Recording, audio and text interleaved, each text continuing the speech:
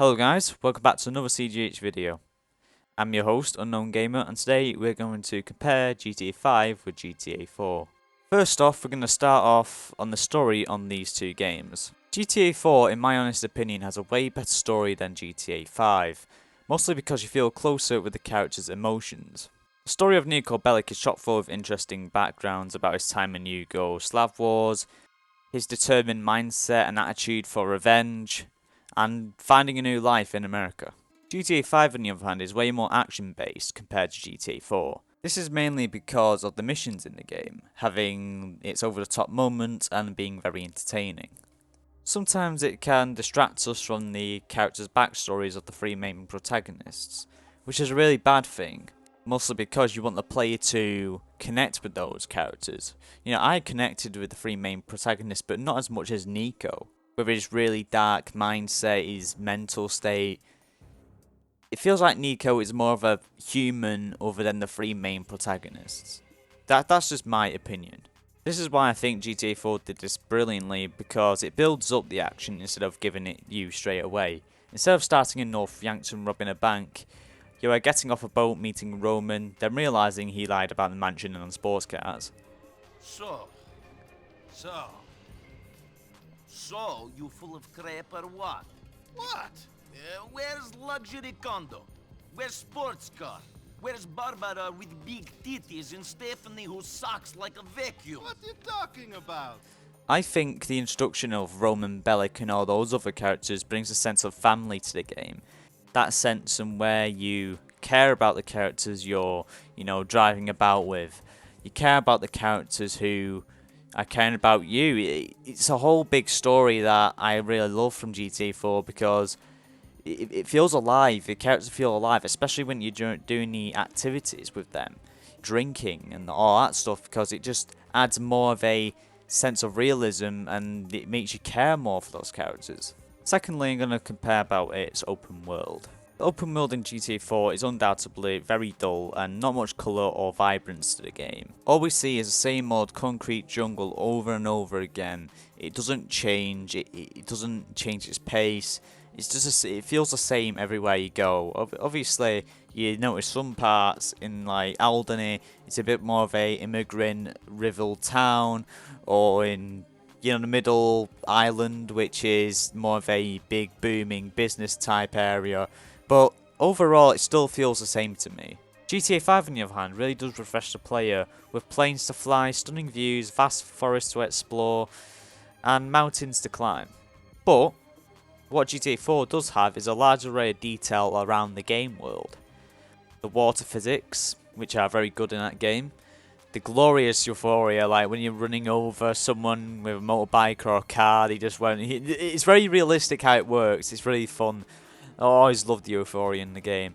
Also, the amount of openable interiors in the game. This is what the thing I really complain about GTA 5. They always lock off these interiors that don't really break the game in any way. These interiors are really well made, and we just don't understand why Rockstar cuts them out so much. It's most probably on technical performance issues, so that could be understandable. But again, these interiors are very nice interiors to look at, especially for roleplay and all that stuff. But also the activities in GTA 4 gives a lot of things to do, even if it's a small map. There's still lots of little activities to do in the game to keep you occupied, like darts, pool, bowling. So there's still a lot of things to do in this map. But I think GTA 5 really does, ignore all that and focus on the customization part. Clothing, car customizations, and many more, even gun customization, which is crazy to think that they'll even focus on that. So I think that, even if it doesn't have these activities, you can occupy yourself with customizing cars and, especially on street cars, which you can turn them into almost supercars in a way. So I think it was okay for Rockstar to leave most of the activities out, but I still would want them in the game, if you guys know what I'm meaning. Thirdly, we're going to talk about its online world. Sadly, I wasn't able to go into GTA 4 online because of its Windows Live issue that I was having. I couldn't get into online, so I couldn't really get any footage of anywhere, so I may just have to speak it out. I mean, that's the only way I can do it right now. GTA 4 Online doesn't really add any progression to the game. It only has a few modes and a free mode, which honestly, it's not really that special. I mean, it scatters guns around the map, which you can pick up and use, and you can go to the airport to get a helicopter. It's pretty much just a free roam session without anything to do other than just kill players or just do stunts and all that stuff. So it's nothing much to GTA 4 Online. But with GTA 5 Online, which is why I like the game so much, is that it has progression. It has, you got to make money. Unlike GTA 4, there's nothing to do in the online sessions, and there's nothing really, any benefits to doing it. It's just a separate mode to have fun with your friends. And also, the best thing about GTA 5 Online, it adds free DLC.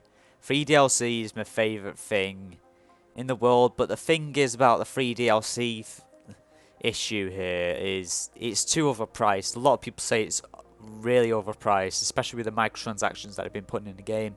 And there's been a lot of controversy of Rockstar basically taking the stuff from the story mode DLC and taking it into online and basically cancelling the whole story mode DLC plan, which really does suck. I mean, seriously, it's horrible how these publishers think. And honestly, Take-Two and all them lot, they're just a bunch of idiots, as I like to say anyway.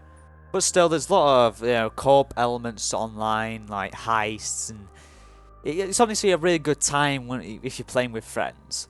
It mostly strives to basically force you down that route. You need to play with your friends, especially when doing the businesses, which really sucks, really, because some people play solo, which takes a long time to grind for money, and it feels like Rockstar and Take-Two really have gone a bit too far with the microtransaction thing. But overall, GTA Online is a great concept, and obviously it's made millions.